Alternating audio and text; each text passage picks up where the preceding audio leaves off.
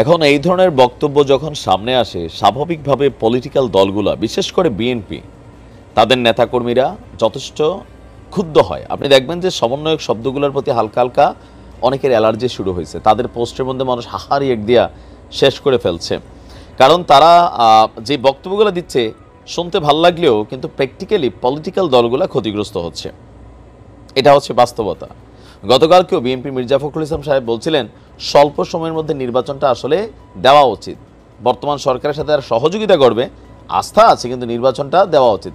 কারণ মেইন তো দরকার নির্বাচন। নির্বাচন ছাড়া তো ডেমোক্রেসি আসবে না, অথবা রাজনৈতিক দল ক্ষমতায় বসার সুযোগ নেই যারা ক্ষমতার দিকে ধাবিত হচ্ছেন। আর এখন এই কথাগুলো কেন আসলো যে নির্বাচন চাঁদের দেশে? আসেন, বৈষম্যবিরোধী ছাত্র আন্দোলনের যারা কেন্দ্রীয় সমন্বয়ক আছেন তাদের কথাবার্তা, বডি ল্যাঙ্গুয়েজ, তাদের অ্যাক্টিভিটি যদি আপনি বুঝতে পারেন, হালকা মাথার মধ্যে ঘিলু থাকে, তাহলে বোঝা উচিত তাদের মুভমেন্টটা কিন্তু নির্বাচনের পক্ষে এই মুহূর্তে নাই, অনেক দূরে। এমনকি এটা তাদের কথোপকথনের মধ্যে চলে আসছে খুবই বজ্র ভাষায়।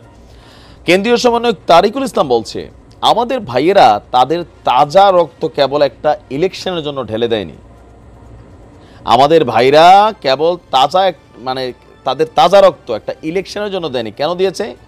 রক্ত ঢেলে দিয়েছেন, নিজের জীবন তারা বিলিয়ে দিয়েছেন এমন এক রাষ্ট্র গঠনের জন্য, যেই রাষ্ট্রে আর কাউকে অবিচারের শিকার হয়ে মরতে হবে না, যেই রাষ্ট্রে বীর মুগ্ধরা গুলিতে মরবে না। তিনি বলছেন, আমরা এমন একটি রাষ্ট্র চাই যেখানে ন্যায়ের জন্য আর কাউকে রাজপথে নেমে আন্দোলন করতে হবে না।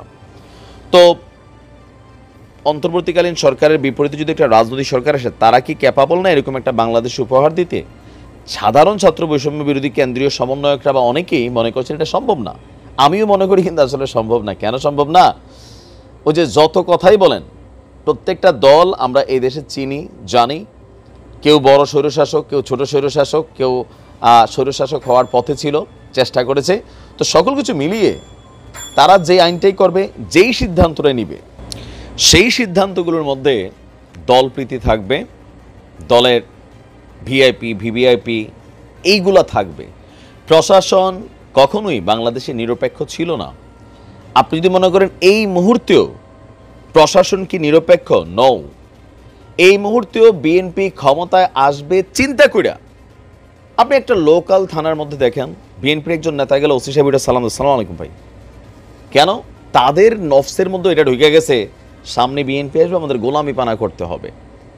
যে কোনো অফিস আদালতে যান, বিএনপির কোনো বড় নেতা গেলে সবাই সালাম টালাম দিয়ে চায়ের ব্যবস্থা করে। গত 3 দিন আগে গেলেও দরজাটা বন্ধ রাখতো।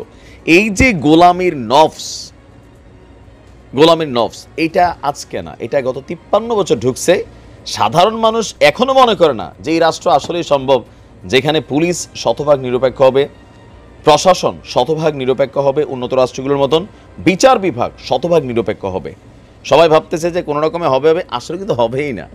আমারও সন্দেহ লাগে এটাকে আদৌ সম্ভব, কারণ যেই ব্যক্তিরা তার জীবনের শৈশব থেকে এই পর্যন্ত গোলামি পানা করতে করতে আসছে, তার ভিতর থেকে গোলামির মেন্টালিটি চাইলেই তো চলে যাবে না।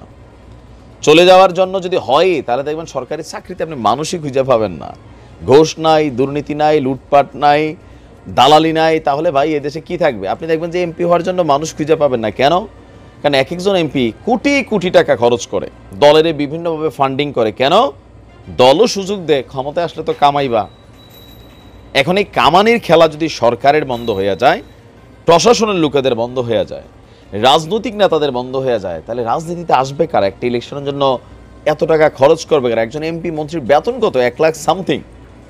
সুযোগ সুবিধা সহ মিললাম মাসে হয়তো 8-10 লাখ টাকার একটা প্যাকেজ পায়। বাট একটা লোক তার নির্বাচনের জন্য 20 কোটি 30 কোটি টাকা খরচ করে, কি পরিমাণ মামলা হামলা হয়।